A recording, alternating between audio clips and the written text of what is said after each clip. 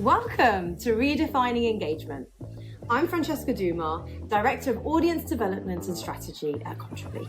And in this show, I speak to leaders and innovators in the media industry so that we can bring tips, wisdom, ideas, and even some things to avoid so that we can all do more engagement better.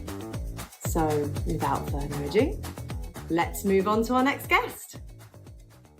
Hi, Christopher. How are you? Hello, I am all right. Thank you so much for giving me a bit of your time today to have a little chat around engagement. Where are you at the moment, out of curiosity? I am in Brussels, Belgium. Lovely. Lovely Brussels. Lovely Brussels. And how about we start off with a little introduction? Maybe you could tell us a bit about what do you do? Where have you come from? Tell. Yes, so you can tell by my accent, I'm not originally Belgian. Mm-hmm. I grew up in the States, but worked as a reporter all over the world, starting my career in Moscow, Russia, which I joke is always relevant somehow. UK for a bit, in New York for a while, and then came over to Europe and to Brussels, where I covered lots of things, but really became interested in covering tech and tech regulation here. And that's what moved me towards building product. So moved into news product and then founded Overtone in 2021. I'm the chief product officer and as well as co-founder. And what we do is we build language models for understanding of news. And then you can build your own custom models with our models as well. And we work with both publishers and advertisers. Awesome. And we met quite a while back when you started the whole product journey, and it changed a bit since then, hasn't it? Yeah. I mean, so we met back in 2022, I think, in lovely Hamburg. And really at the beginning, Overtone, because of my background in news and news product, was about distribution. It was, okay, how can we understand our content so as to be able to distribute it in the best way? And I think there's still a bit there. And we still, of course, have some projects on that. Really now moving a little bit more towards the monetization side. It's understanding how this content can help form a community, or sort of what community is interested in the bits of content that I have. And then you can use that to highlight that to external parties, advertisers being a big one, but then also others, grant funders, things like that.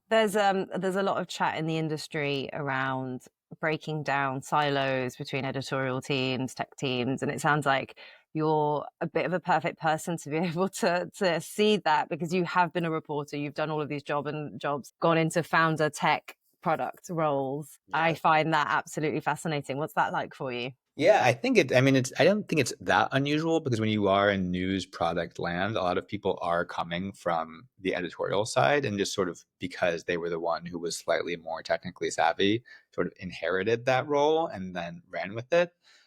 So I think you're going to see a lot more of that. The other thing I think you're going to see a lot more of, and this is one of my pet trends, is I view sort of newsrooms very divided. Sort of, we call editorial people red people, because they're reporters, editors, and then we call business side people blue people. And really what I think you're going to start seeing is a lot more purple people who have both of those skill sets, using technology, but using specifically technology that understands content and understands words, because that's where we are now with technology, right? Part of the reason I moved into technology is because I've always been interested in words. I've always been interested in language. And technology suddenly was about words. It was about understanding of things rather than just this number of clicks or this sort of level of engagement. And I think that's a big trend for the engagement community as well, is that with technology, you can now get this more nuanced, more human, more editorial understanding of things. And I think that is going to be very important for news organizations going forward. I love the purple people vibe. I think there are a lot of people moving towards that area, and it's only going to increase. I definitely agree. Yeah, there's another name for it, which I didn't mention, content scientists, which Peter Hinson is an investor here in Belgium. He's also a brilliant public speaker. I mean, he thinks content scientists are going to be important, not just for news organizations, but for every organization. And I saw him, I think a couple of years ago, saying that news organizations actually have sort of an edge because they're already in this game of understanding things in a more human, nuanced way. And so I think there can be a lot of purple people or a lot of great purple people who become content scientists in the world, even beyond news organizations. Well, maybe going into that engagement piece, because those purple people, content scientists, are probably going to be crucial for that. We need a really good definition of what engagement means. And I know that's something that we talk about a lot because everybody has a different definition. So I'm very curious as to what audience or reader engagement means to you. Yeah.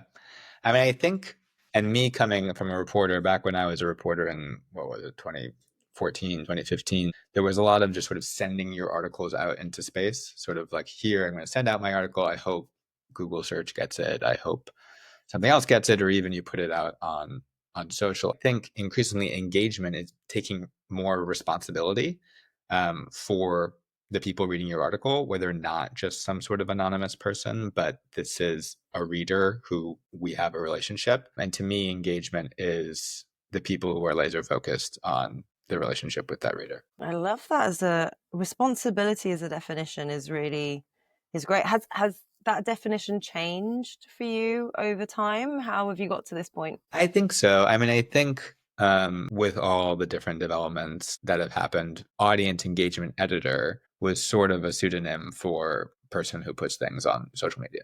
Like that's what it was at the beginning. And as part of measuring that, really what they were interested in was how many clicks I can get, how many views I can get coming from social rather than coming through our main website. And I think that has shifted a lot because now you do have that more nuanced understanding of things. And that comes with all the different channels that happen and sort of different social and now chatbots as a means of accessing content and things like that. So I do think it's sort of ballooned outwards. And now really the only thing that makes sense to define it is on focusing on that relationship with the reader. That's interesting because you mentioned measurement in there, and I'd like to talk about measurement, especially if you're defining it as responsibility. So that's quite an interesting one. Before we speak about measurement, maybe just kind of looking at the aims, those engagement strategy that you might have around responsibility. What are those aims in your opinion? Yeah. I mean, one is obviously operational, that there's sort of a distribution method to audience engagement. Reporters do silo themselves with good reason a lot of the times because they're very focused on what they're writing about.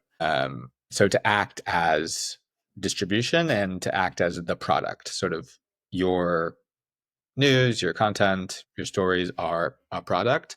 And I view engagement firmly in sort of the product line of news. And the other thing is to have a slightly more abstract relationship as well, to be not just on the immediate delivery and the immediate sort of tactical pushing things out, but to understand a little bit why something works or why something doesn't work. Interesting. So on measurement, because we've gone from the definition being responsibility to the aims being operational, like reach, distribution, why. How do we measure if we're doing it well? What would you describe as measurement in this case? I mean, there's different methods. I do think sort of a certain level of surveys and sort of real human interaction is good. That's obviously not totally feasible all the time forever. You can't poll everyone reading your articles. But what you can do is you can take some of the more existing metrics that exist, like clicks, shares, keywords, things like that, and then match them up with other data. That's one of the things Overtone strategically has always been interested in, is you can say, okay, why is someone reading this article? Why did we have this? And it's a combination of different factors. You can say, okay, this is a quick little hit that we pushed out on a Tuesday morning, and so people are reading it on the tube, etc. Versus this is a big, intense feature about sort of someone doing good in our community. Maybe that's more of a Saturday afternoon sort of piece. So if all you have is the clicks on those two articles, maybe they're the same. But if you start to understand the content itself, if you understand, okay, this is something that we did specifically, or this is a type of article that we do repeatedly, then you can understand how and when it's going to work best. I think part of the danger is when you have too little data. This is a real example of, not actually my real example, but someone we were working with said, oh, this article came up and it had a cow in it, and like mammals really do well for us. And I'm like, interesting. Like, is it just quadrupeds, bipeds? Like, is it cloven hoofed animals? Is it round hoofed animals? Because when all you have is a hammer, everything's a nail. And so when you have is a certain level of data, that's you think, yes, the reason this is doing well is mammals, when in fact it may be funny, and it may be in fact that there's a certain portion of your audience that actually really likes funny articles, and maybe that's something strategically you can do a little bit more of, or make sure that they're on the channels that where people are going to like funny a little bit. That's interesting. So you're saying sometimes we go, oh my God, we've got so much data, but you're saying it's actually the quality of the data that you're collecting that's actually going to help, the quantity as well, but the quality of the information that we're getting in there that's going to get us those results. And different dimensions as well. I mean, when you go into lots of dashboards, especially 5 years ago, but even so today, there's some data points or just sort of derivations of each other. It's all basically a click in different forms. And I'm not going to so much badmouth the click, but what does a click mean? Like, I don't know. Like, it means someone clicked on an article and then you're pretty much stuck. You don't know the experience they've had reading it. They might be disagreeing with everything they're reading whilst they're on there and getting annoyed, or they might. Exactly. And so you need to have some sort of content-based data to really understand even what a click means. I think that's a good starting point. But having different dimensions, obviously what the user is doing, and the different dimensions that are involved in that, but as well as content and other things too. And what do you think the biggest challenges are in your experience? Like what's stopping news brands from engaging better? I think one of them is lack of an overall strategy. I mean, there's lots of different things to do. Again, if you're this center of organization, you're responsible for dealing with lots of different things. And then one of your bosses goes to a conference, they say, oh, we need a perspective on AI this or AI that. And then suddenly that's your job to make sure you have an answer for that. But what happens is you do sort of a small project on that, and then it's interesting, but doesn't coalesce into an overall strategy. And so I think if you can have more overarching strategies, then you can incorporate lots of little bits and bobs that are going to pop up in your life and make use of them in a larger way, even if it doesn't immediately, like a little experiment you do, doesn't immediately change the game. Yeah, I'm going to say it from a tech founder's point of view. If you do have an overall strategy as well, it makes it so much easier for others to be able to help you with something that's actually useful to what you're trying to do. Because if not, it's like, we're trying to help change the game where you should be doing this. But in reality, if you don't know what problem that's solving and how it's getting there, it's difficult for the teams internally, but it's also difficult for anyone else trying to support news. And I think it's sort of that purple person job is a little bit tougher, because even from a tech perspective, like, okay, how do we know if something does well? Like, the answer there is pretty easy. It's money, which is not always, like, for better or for worse. It's an easy crutch to fall back on. Like, did this make money? Okay, good. If not, then bad. Whereas, of course, in a news organization, you have different aims. You are simultaneously serving an audience and serving potential monetization. Could be subscription, could be advertisers who are a different audience. So you need to square that circle. But there needs to be someone with that broad overarching ability to strategize. And I do think that purple person line or product person line should eventually sort of be the CEO of these newsrooms, because they are going to be the ones with a very broad view of things. I always find that so difficult when we say, and especially in our industry, like, money is the thing that shows us if we're doing it right. Because even within society, if I stop paying teachers or educating teachers, I'm only going to notice how much that has changed in 25 years time, when those kids that were taught by those teachers eventually become adults. And I think there's a bit where we are in our industry right now where it's like, for example, engagement. It's so easy to focus on engagement, but it's easy. But what is my return on investment tomorrow is the bit that we can afford. We can't afford to do it, but we can't afford not to do it. And that's what I feel like all of the conversations are about. And it's a bit like we're still talking about digitalization when the internet's been existing for I don't know how long. No.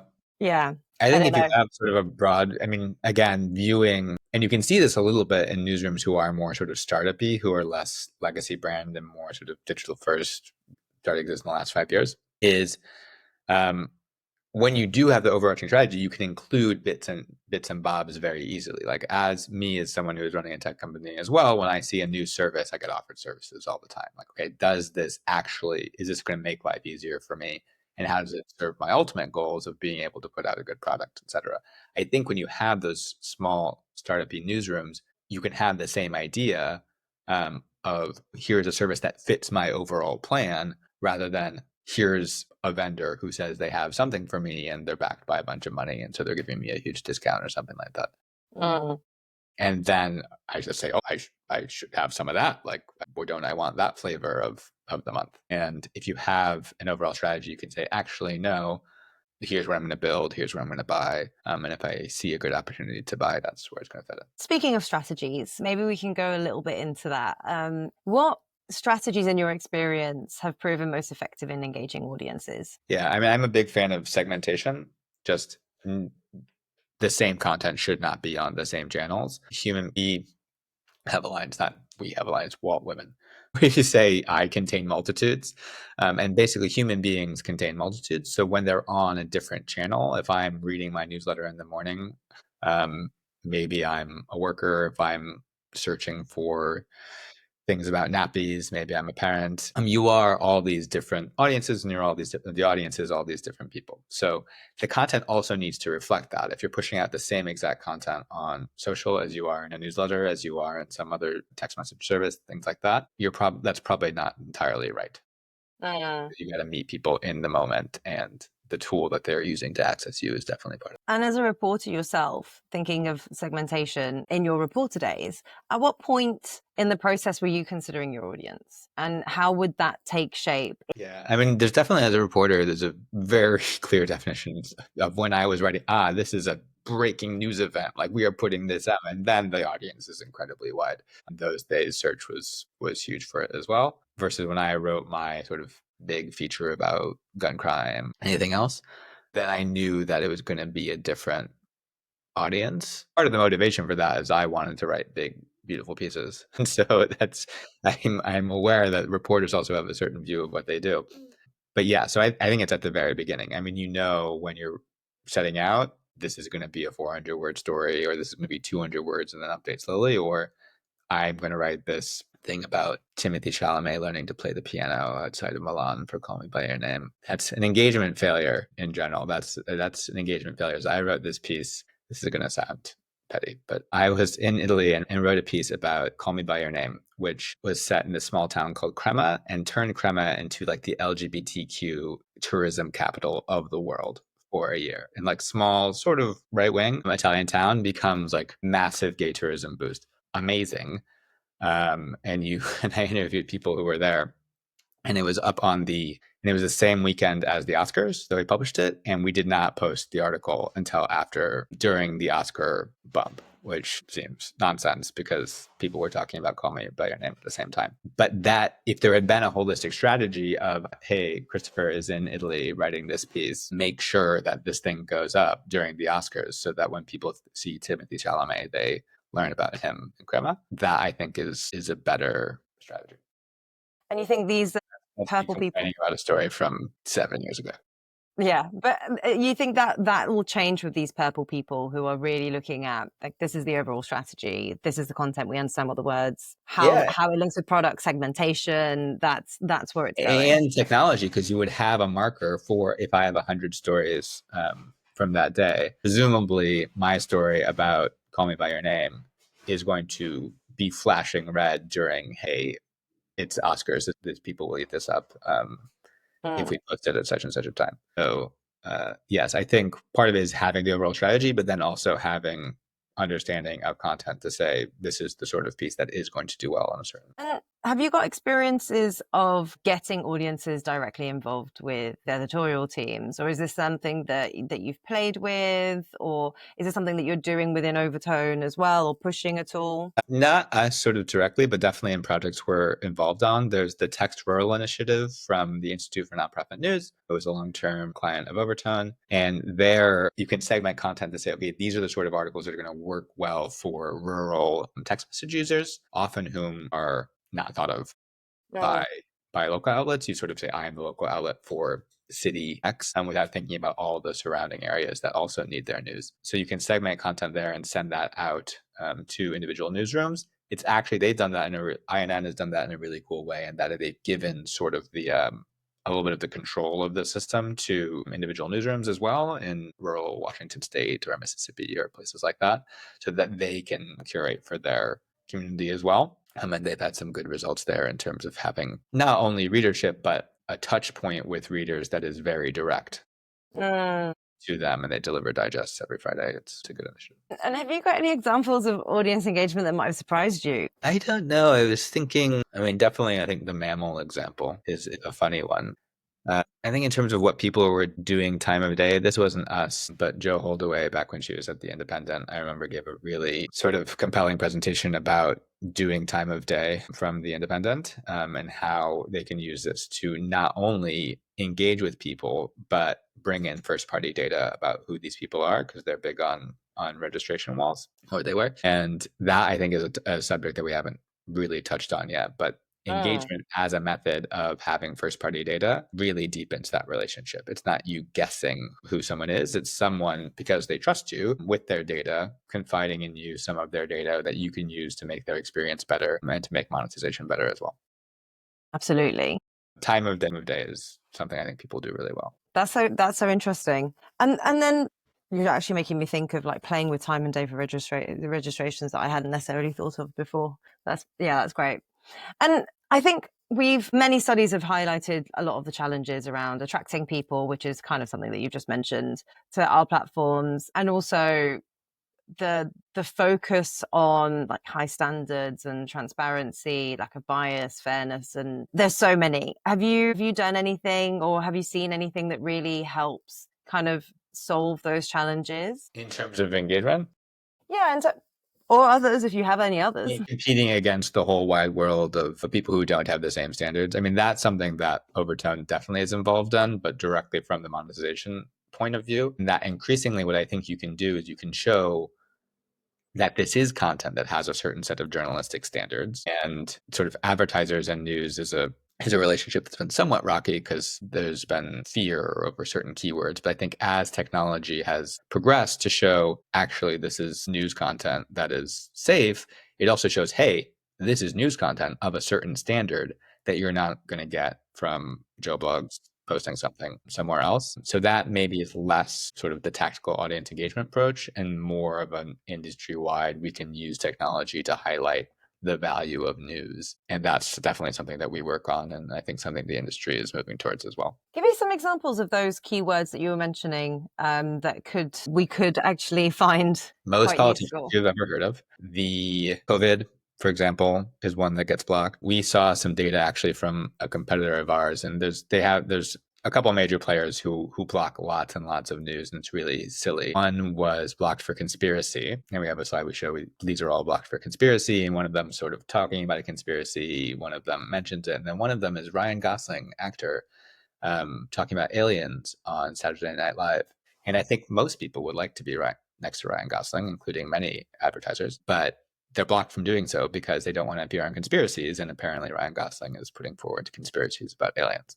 So if you have real understanding of this is one, a news article, two, it's funny, it's Ryan Gosling joking about aliens, then you can showcase that not only is it safe, but it's also very attractive for advertisers who would want to support that. Joking about aliens, it's not a joke. It's a very serious matter, actually. It's a very serious matter. If anyone has the insight, it's probably Ryan.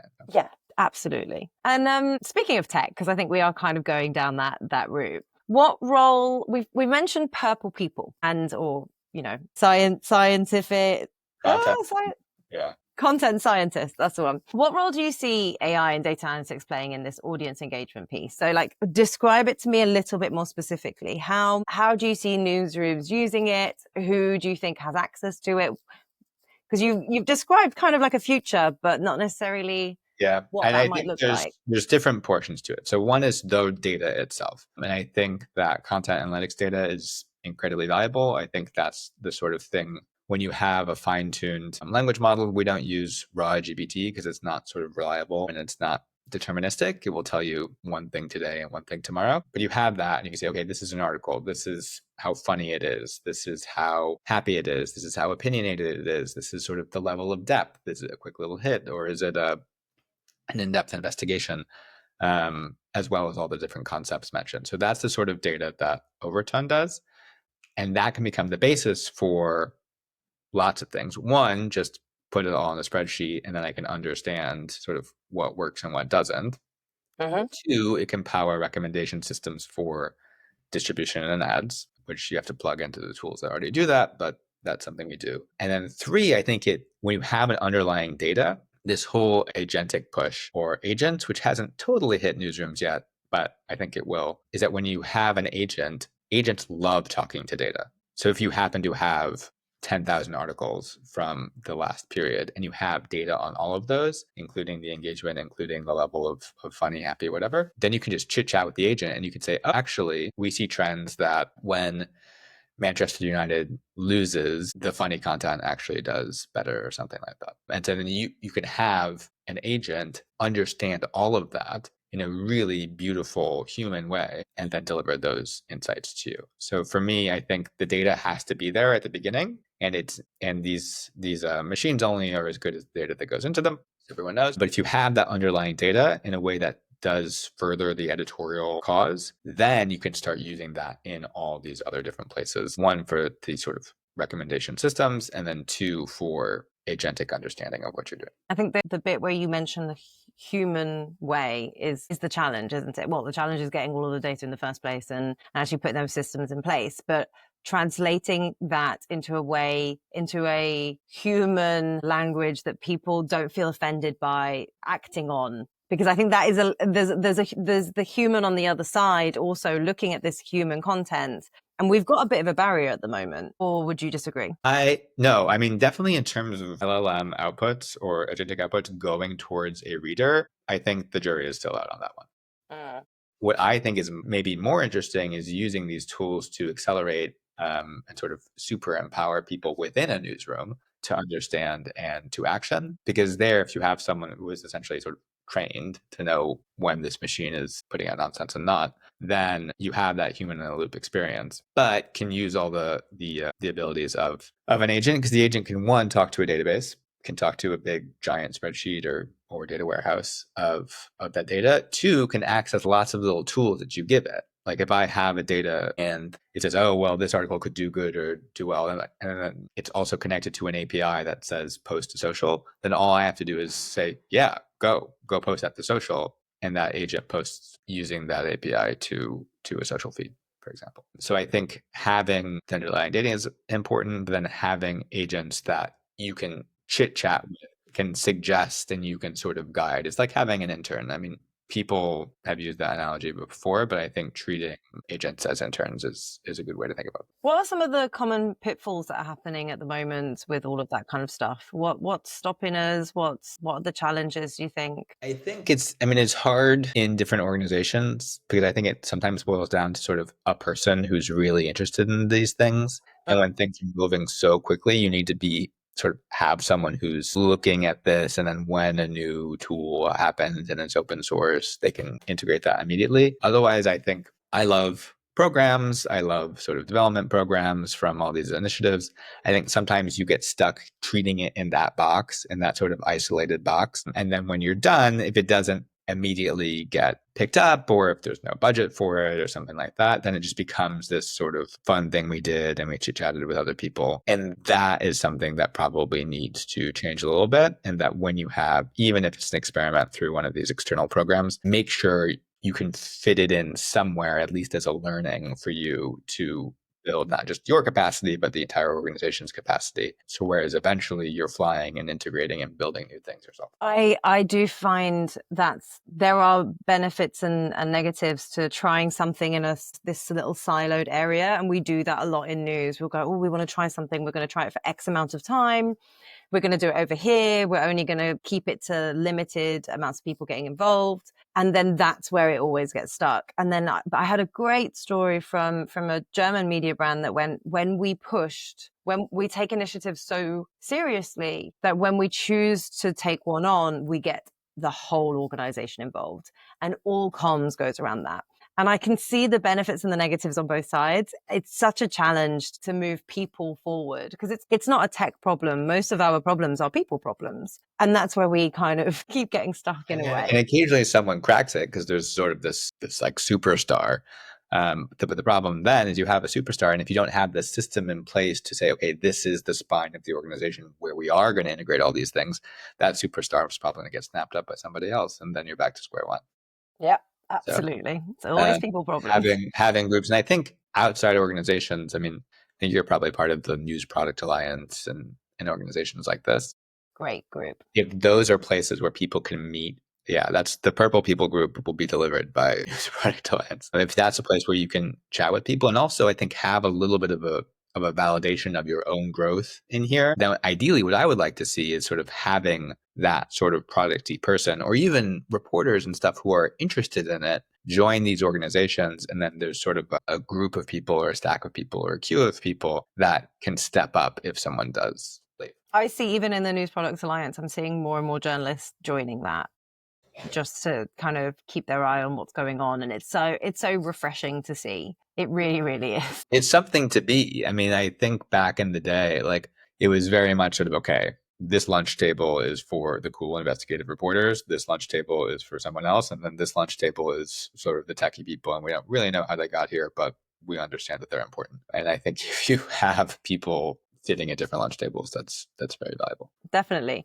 And we've kind of talked about the future a tiny bit. This is the imminent future I'm seeing you kind of describe. At least I hope it is. Do you see a different future in the next 3, 5? I'm not going to go to 10 because that seems so crazy at this point, but where do you see it going after we've got all of these LLMs down, all of the data? We actually have agents that are helping us all over the place. What do you think is going to happen next? Yeah, I mean, I think definitely the empowerment of the content scientist, I think, is important. The other problem that I think about a lot with news is scale, especially now that I deal with advertisers. And advertisers constantly need just more. They need sort of more everything, which is why they end up on junk a lot of the time. But I think what would be very interesting is collaboration between different news organizations. One of the examples I use sometimes, if we're all covering, and let's do the Oscars again, because I already mentioned it. If we're all covering the Oscars, and I know that there's 10 organizations that all are going to have a reporter there can be a little bit of a collaboration there, because those articles, if they are the articles that are from reporters at the Oscars, are valuable and are interesting. And if you can use AI, LLMs, et cetera, to highlight that at scale to outside parties like advertisers, I think that a little bit changes the game in terms of news being able to provide the scale that outside parties need, and then compete against some of these larger platforms that do offer that as one of their primary advantages. So I think the more you can use slightly human systems or sort of language model systems to drive home that real value, I think you're going to succeed. And I think one of the ways that news can do that is through collaboration as well. Because we're not necessarily competing against each other now. We should be joining together to actually compete against some much bigger players who, I mean, are pushing us out.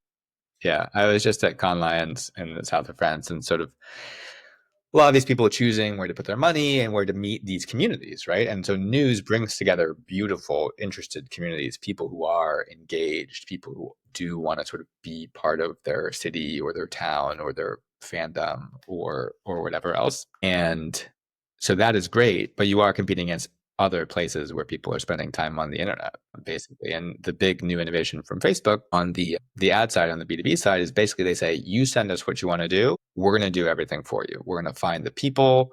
We have all this data that they've collected on all these people, of course. We're going to build the image for you, sort of the campaign that we will show. We're going to do that for you. And I think that is attractive in some ways to marketers. And what you need to do is you need to show an alternative that is more substantial.